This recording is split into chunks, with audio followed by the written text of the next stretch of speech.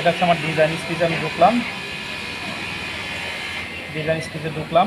Design স্টিচের মধ্যে প্রথম প্যাটার্নে গেলাম। ফার্স্ট প্যাটার্নে আমি তৈরি করতেছি।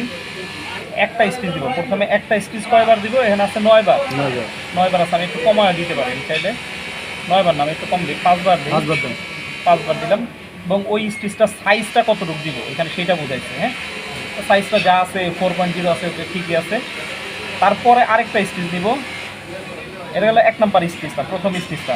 দ্বিতীয় স্টিচ কি নেব? দ্বিতীয় স্টিচটা আগে সিলেক্ট করে নিব। 2 নাম্বার পরের স্টিচটা।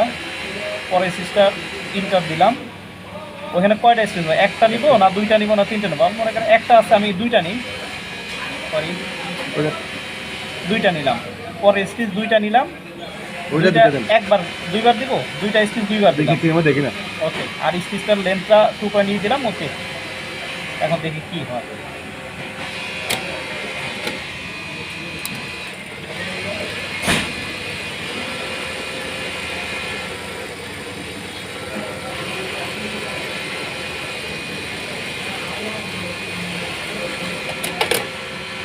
এই যাচ্ছে